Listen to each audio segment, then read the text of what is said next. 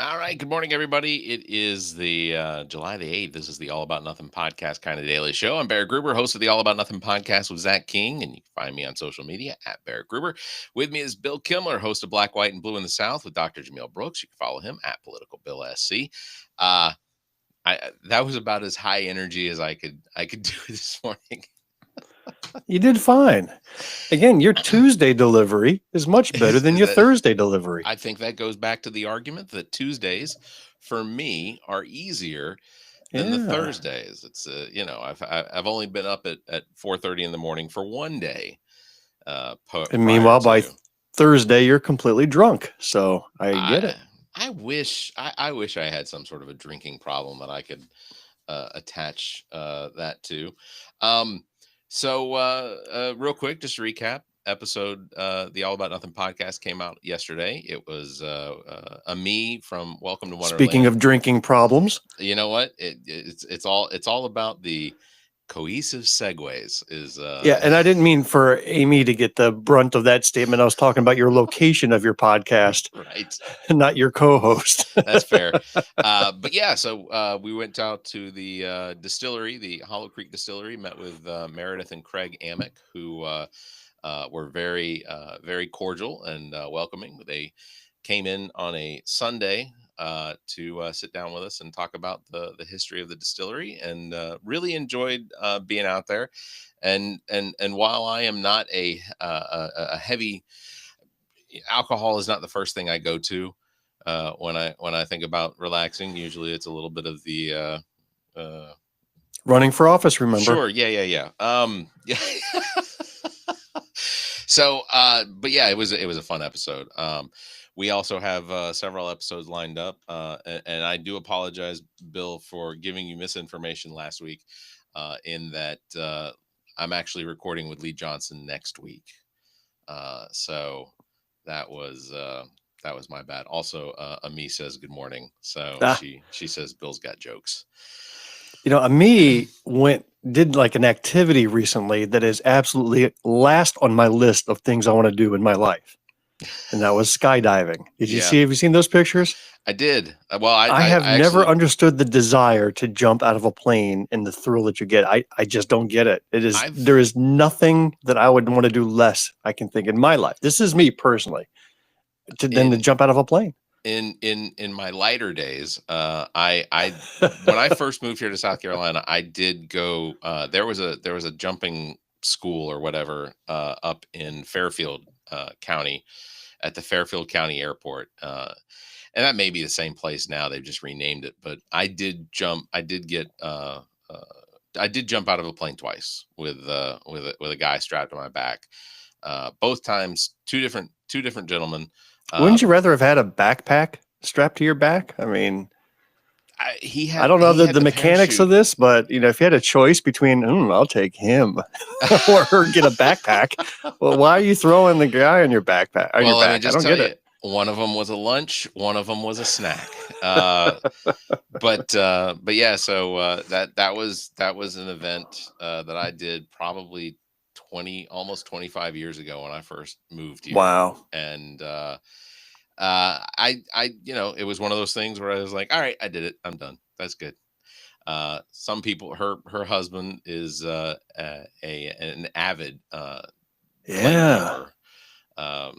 This is something that he does, multiple times a day, multiple days a week.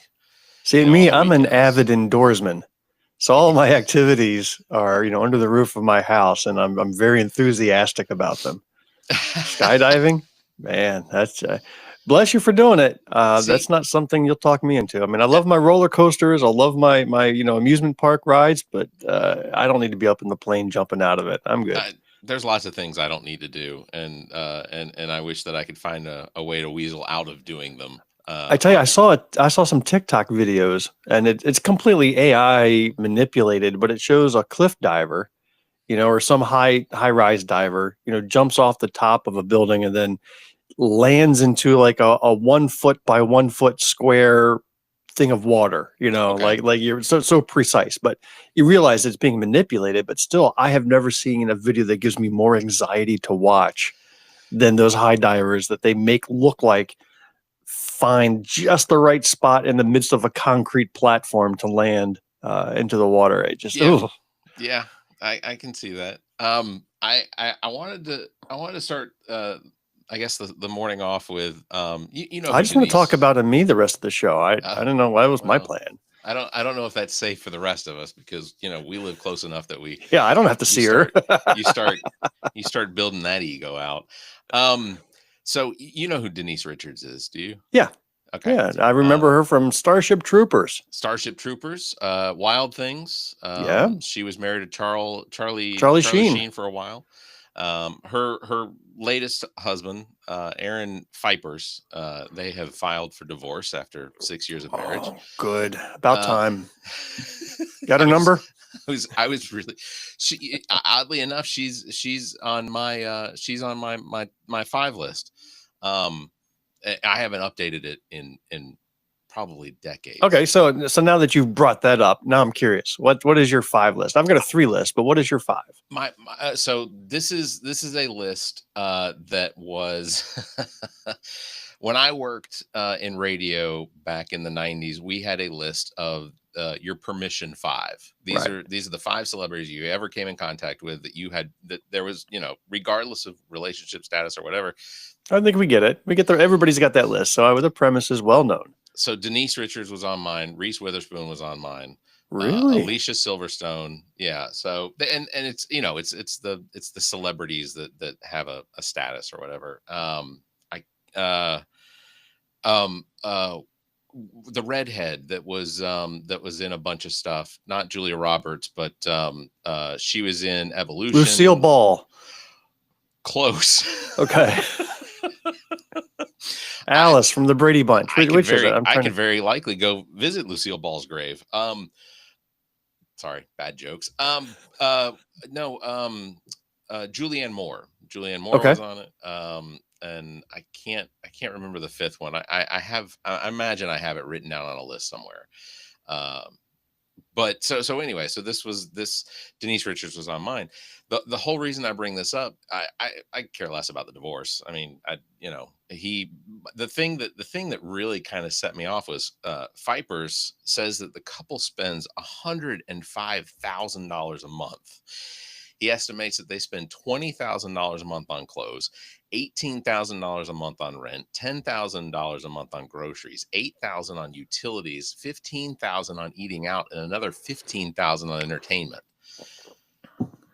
$105,000. And apparently she makes almost all of her money on her reality TV show with, you know, that she does with her kids, and then as well as her OnlyFans page, which I was not aware that she had an OnlyFans page until I invested some time in it this morning.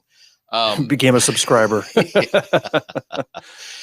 I'm dumbfounded. I can understand all of those expenses. The only one that threw me for a loop was $10,000 in groceries.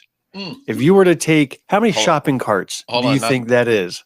Not to interrupt, but Amid did correct me. It was Christina Ricci was my 5th. Sorry, that was thanks Amid. That's really interesting that she knows your list better than you do. I think that I have talked. So did you mix up Christina Ricci with Reese Witherspoon? Did you mix those two up? Is that what happened? Not me. I would never do that to the two of them. I have way too much respect to stereotype them and add them to. So you want to hear my list? Oh yeah, sure. All right. Scarlett Johansson. Okay. Has been on it, and she's been on it. Yours is a little more modern than mine. Yeah, maybe a little bit. It's not Lucille Ball. And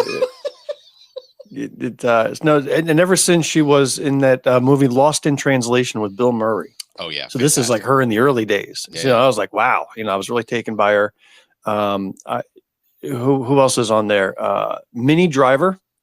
You know, the girlfriend from Good Will Hunting. Oh, that's where I had to put her on my list at that point. She was fantastic. Jessica Biel has always been on the list. And then I think most recently, and gosh, her name, I'm freezing on her name right now. She plays the wife of Hawkeye in the Marvel films, Lisa Caldernetti, something like that. What you're talking about. I know who you're talking about. She was in Freaks and Geeks, Yep. that TV series from back in the day, and just I just had I could have a crush on her. So again, I have a 4 list. I don't have a 5, but those would be my top 4. Yeah. That's a good list. Yeah, Christina Ricci. I think Christina Witherspoon, Christina. Yeah, Reese Ricci. Reese Ricci. Oh, whoops, that might get. That's gonna get a shadow banned. Yeah, I'm dumbfounded by, I know rich people spend a lot of money, and appreciation to the Richardson Pfeiffer family for putting that much money into the economy every month. That's, good for them. But just to see those numbers and imagine how you're $30,000 a month being spent on food and groceries, and how like dining out, I get it. Dining out, because you could go to an upscale restaurant and with a family and friends and easily drop $1,000 or $2,000. Yeah, I've seen it, especially if you're getting the high shelf liquor. That money just burns. Yeah. It's the grocery store. I mean, what's the most expensive item at the grocery store? And then fill up your basket, and I don't think you're getting $10,000 a month worth of groceries. That's the part that I'm having a hard time with. Even with grocery prices rising, I don't think $10,000 is achievable unless you're feeding a village. I can't imagine it. So the only thing I can imagine, the most expensive thing in the grocery store has got to be somewhere in the produce department.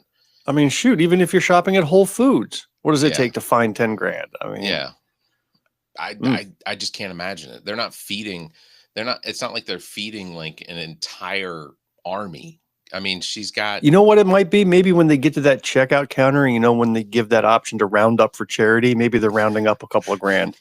Your bill is $152. Yeah, round it up to $500. Let's do that for charity. Maybe that's what it is. Well, I saw that article last night, and I was curious as to what Bill thought about the amount of money being spent. Well, again, for being on your list, she's an expensive date, so maybe you need to strike that list if the opportunity ever arises. You couldn't afford that dream. As old as Denise Richards is now, I have a feeling that it would be a hard pass from her. Yeah, and I'm sure she's looking at you right now from her OnlyFans account, going, right. Swipe left, right, down, whatever. I'm not the winner I was back when I was 20. So I was shocked, not shocked, yesterday to find out that Pam Bondi finally did some homework and came out and you know what I got right here? What this is? The Epstein list. The client list is in my hands. You got I was able to find it. It was on Reddit. Easy to find. How is it possible that she would come out and say that, despite the fact that for 6 months this Epstein file, a binder that has somewhere between 200 and 300 pages in it of evidence and things like that, which was supposed to include his client list. How is it that she can come out and say that there's no such thing as a client list, even though? Could this be the one thing that finally brings down Teflon Don? We keep talking about, is this the event? Is this statement the one that sinks his presidency and his political career? I think this might be it. You just took his fan base's favorite conspiracy theory and then tried to just shrug it away. Yeah. You don't mess with conspiracy theories. That's one thing you have to learn. You don't mess with them, especially when they're your followers. I'm looking forward to the next poll. One of the things that I keep, because like if a Republican or a conservative or MAGA or GOP, whatever these people claim that their title is or their affiliation to a title, one of the things that they always talk about is the corruption and abuse and the abuse of people and power that the Democrats have had over the course of the last 40 years between Clinton and then Obama and all this stuff. And then when you bring up things like the Epstein files and you say, well, there's loads of pictures, there's video evidence of Donald Trump and Jeffrey Epstein together at parties. There are pictures of very young women, girls in Donald Trump's lap, his arms around them. He has interviews with Howard Stern where he talks about going into how he'd love to go into the dressing rooms of these, teenage girls doing his shows, and he'd go in and like they're naked, and you get to see him, but it's because it's your job, you have to see him, and he's a pervert. But like he talks about those things, and when you bring that up with some of the people that either vote for him or intend to vote for him or support him, whatever, they almost always go, well, like, well, I don't know anything about that, or whatever. Well, here's your evidence. This is I'm just dumbfounded at the cognitive dissonance between what reality is and how they can ignore that reality with this. It's so weird. It's just weird. Well, this is the tipping point. You're seeing it online already. You're seeing the MAGA faithful going, what? And Elon, I think, is going to have a blast. Didn't he post over on X that he had firsthand knowledge that he was on the client list, that Trump was on the client list? He said Trump was on that. He said that Donald Trump is on the Epstein list. And you'd have to imagine that as much access as Doge had to everything, objectionably, I had huge objections to it. I have to believe that it's entirely possible that Big Balls came in and programmed his way in and grabbed himself the Epstein file. So I saw the press conference with the White House press secretary and Peter Doocy from Fox News was asking the press secretary a question about this. And he says, didn't Attorney General Pam Bondi just say a few months ago that she had the list on her desk? Yeah. Like that was the quote. He says, what happened to the list that was on her desk 1 month, and now there is no such list today? And of course, there was some fumbling answer that made no coherent sense. Of course. But I don't know that this is going to go away. I would, is it enough to take down, King Donald Trump? I don't know. I think that it is certainly possible that, honestly, my fear is that a lot of this is leading to what Democrats and Republicans will wind up disagreeing on adamantly. My fear is that Donald Trump is going to somehow create some sort of a national emergency in 2026 that will either circumvent or not allow us to have elections. Now, here's the important part. Before you go into that, did you saw the video of the invasion of MacArthur Park in Los Angeles yesterday? Yeah. And it looked like the silliest cosplay routine I've ever seen. Completely unimpressive. It was an empty park, and they were just running across a soccer field. Yeah. But this, everything that is being ordered to be done. So basically, what we have is Pete Hegseth is operating as sort of the MC, the ringside, announcer for. And taking orders from Donald Trump to basically stir up these images that make it look like they're trying to intimidate people, but it just doesn't come across as intimidation. It comes across as it's kind of like Ringling Brothers and Barnum and Bailey Circus towards the end, because they couldn't have elephants anymore. They couldn't have some of the features that they used to have because PETA had stepped in, and it became just a really, they had dogs standing on balls. Impressive, but you have one in a 3-ring circus and 10,000 people focused on that one single event. But they now have dogs standing on big balls. So it's even a lot more interesting.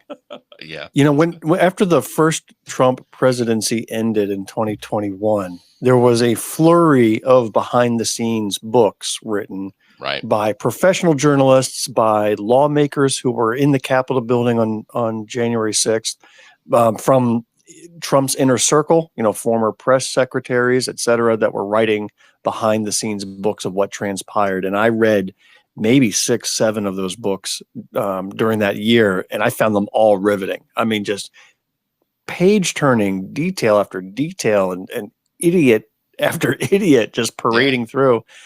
And what we're experiencing now is an order of magnitude worse than the first presidency, the first administration. And I cannot imagine, if we can get through the next 3.5 years, what those books are going to be like. Like what are the behind the scenes of Hegseth ordering the invasion of MacArthur Park soccer field, an empty soccer field? What is the truth behind the Epstein files? Like all the idiocy that we see every day. What's going to be the details behind that? The thing that's probably going to piss me off the most is that, because JD Vance is going to come out with another book. Pam Bondi's going to come out with it's all the people that surround him that are going to come, because they will turn on him. That it's what happens. They, even as dumb as those people are, and as affixed to his ass as they are right now, they will turn on him. And they will write their books, and they will get multi-million-dollar contracts for writing the books that publishers are going to give them to Pete Hegseth is going to have one. The dude from Road Rules or whatever, the MTV show, the guy that's the transportation secretary, he's going to write a book. They're all going to do it. And they're so, Are you saying you don't see JD Vance as the heir apparent here? No, because I think he swallowed the pill and has gone off into the idiot land, where I think he might be positioning himself not to turn, but rather embrace and take that mantle and be Trump 2.0. I talked about it before. This pendulum has swung as far to the right as, as far to the right as it swings, it's going to swing just as far to the left. I said that exact same thing in 2021. I had a whole speech I gave about the pendulum. Yeah. And I gave a whole speech about how the pendulum could not possibly swing any further to the right. And I think I was wrong. Well, I think we may underestimate how far that pendulum can actually go. But physics has a way of correcting things, and that pendulum is going to swing to the left, and JD Vance will do what JD Vance does. JD Vance wear eyeshadow. Yeah. Fuck couches, who knows? But it will swing back to the left, and JD Vance will do what he does. So what he has done in his entire life, and that is play the role that is going to benefit him the most. That's what JD Vance is. Like he the only reason he's there now is because he was the best ass kisser that Donald Trump could find. Donald Trump could have chosen a vice president he could have chosen a woman. And she could have been just as MAGA as him, but he didn't. He chose JD Vance because JD Vance had that tech bro part, despite the fact that he had no real experience in technology. He just, he moved to California and was a liberal for, I don't know how, like 6 years, 7 years, something like that when he was out there. And so he had those relationships, which worked to Trump's advantage. But that's all JD Vance is. He's Speaking of swinging left, what do you think about Gavin Newsom visiting South Carolina today and tomorrow? It's interesting. And the likelihood is that I think Gavin Newsom thinks that he is going to be the candidate that, I think he's probably going to be one of the first candidates to come out in 2026 to run for president. I think he'll be the first ones to announce. And since currently South Carolina is considered first in the nation for the presidential primary, the fact that he's laying some groundwork right now, and he's going to it's funny. He says he's going to GOP districts, which I think is 44 out of 45 right. counties in the state. Yeah. So I'm like, whoa, good for you searching out the GOP strongholds in South Carolina. Yeah, that one district just doesn't have an airport. Yeah. I think the interesting thing is the reaction that I'm seeing locally about this. And it's kind of split. I mean, there are those that are excited to see him. And I know quite a few people that are going to go to the neighboring county here in Greenwood tomorrow to go see and meet and hear him speak. I'm not going to be there. I have to work. It's kind of during the day type of thing. But then there are those that are just absolutely blasting Gavin Newsom, saying, he's the establishment. He's backpedaled on a lot of his platform, whether it's transgender rights or the environment. They say that Gavin Newsom has abandoned those platform points. They say that he's just another pretty white boy, that the establishment is behind. So there's kind of an equal amount of praise and criticism, Yeah. which I think is nuts. The criticism I don't get. I mean, there's a guy he's got presidential aspirations, but shoot, the fact that he is coming out and going into the heart of some very red areas and just speaking directly shows that he's not afraid to No. confront head on. Yeah. And I have to admire that. I mean, too many candidates just go to the safe spaces. They'll go to the black churches. They'll go to the cities. They'll go to safe blue territories, but they won't go on Fox News. Yeah. And they won't confront Steve Bannon directly. They won't go into GOP strongholds. So I have to give him credit for that. And I think it's interesting. It shows he has no fear and just doesn't care whether he gets boos or cheers. So kudos to him. Yeah, I don't disagree. While I, obviously without a list of candidates that are potentially running, but I will say about Gavin Newsom is the governor of the state of California that is the fourth largest economy on the planet. He has one of the most diverse states to govern as far as the people of that state, because California goes from extremely heavily Republican red districts to heavily liberal districts.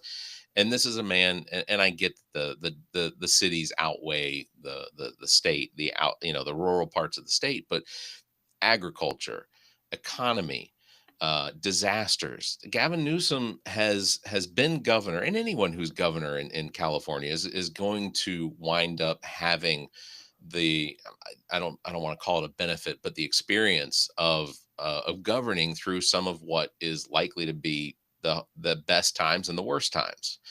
And I think Gavin Newsom has done it fairly well, especially compounded by the fact that Donald Trump is constantly just badgering him.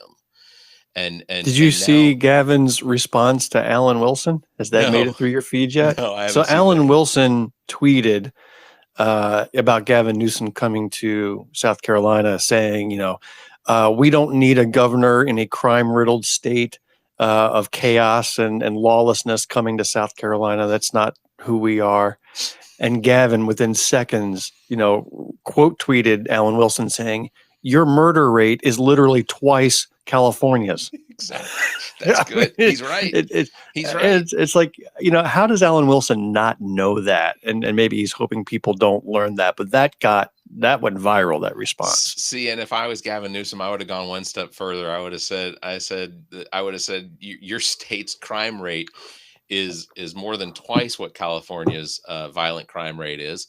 As well, half of those aren't being investigated. So, it's Alan Wilson is one of the dumber candidates, I think, that South Carolina could have as governor. Don't get me wrong. Nancy Mace is a dumbass. Like, I will, you know what? I'm going to graduate Nancy Mace from dumbass to dumb shit. But like, we are going to have a litany of potential candidates announcing for the governorship over the course of the next 6 months. And I can't think of a single one of them that has any experience or qualifiers that would make them that you could stand them up against somebody like Gavin Newsom. Or I just, oh Lord, I wish people would look in the mirror before they decide to make statements and things like Alan Wilson. Dumbass. Sorry, it's just. I actually heard his I'm talking about Alan Wilson here. I heard his campaign launch speech, and I have never heard a duller, more uninspired speech in my life. It was so bland. His voice is high-pitched and whiny. You would think Attorney General, you get a deep voice. You sound like Sam Neill, right? You're cowboy type of sound. But no, he comes across very high-pitched and whiny, and his story wasn't compelling. It just doesn't inspire, and it'll be interesting. I mean, he's got the establishment, I think, behind him, maybe behind Pamela Everett, who's the lieutenant governor. I just don't know what Nancy Mace is going to be able to muster together in terms of support. And I think the scary thing is that she tends to get the people who show up to primaries, the wackadoodles. Yeah. And they're the ones, I think, that are supporting Nancy Mace. So even though Alan may have more broad support, or competitors may have more broad support, when it comes to a primary, Nancy Mace might have that lead and then be the de facto nominee. To pivot real quick before we jump off, the count now is at 104 confirmed deaths in Texas, in the highlands of Texas, or the high country of Texas. I have family and friends that live in the San Antonio area that while they are unaffected, obviously heavy rains and things like that, but while they are unaffected by the actual tragedy part of it directly, they do know people who know people that either they had children at the Mystic Camp or but 104 out of a flash flood is, it's for me, it's still too early to determine where the blame actually falls on something like this, because this situation was, the National Weather Service, I think, potentially could have done a better job in forecasting what was coming, but then you have to look at what has happened to the National Weather Service under this Trump administration, which for the San Antonio National Weather Service office, they were down a hydrologist. I think the New York Times came out with a good detailed report of where the gap was. I think the National Weather Service did issue the proper warnings. Right. It just was not communicated because of personnel absences in a San Antonio office, through forced retirements and things like that. Yeah. It's absolutely tragic. And then absolute shame and despicable on those that are going to the cloud seeding theories as causing these floods. I had a guy that I know, a neighbor of mine on Facebook, says he's getting off of social media. He says it's really despicable of the comments that he saw, people saying that, just horrible things about what people said, that maybe Texas deserved these floods, or that those girls at a Christian camp deserved it, for being an all white Christian girls camp. Just some horrible statements that are made. And then he says, I just can't take these views that are always blaming Trump and others for the problems of the world. And I didn't comment on him, but I wondered, where was he back earlier in January when we had the plane crash in D.C. and over 100 passengers died, and within minutes Trump was blaming DEI as the cause of the crash? And where was his outrage then? Where was his disgust about blaming things, before evidence has come and while people are mourning? It seems a very selective outrage, and I can sit here and say both statements are despicable in both situations. But he seems like, oh, no, once you criticize Trump with a despicable statement, then I'm going to be off social media. So farewell, neighbor. You will not be missed.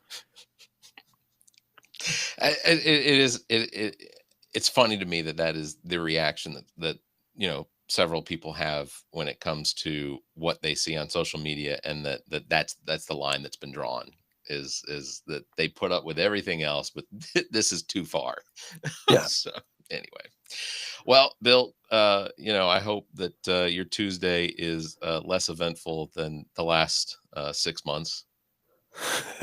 Chances of that happening, 0.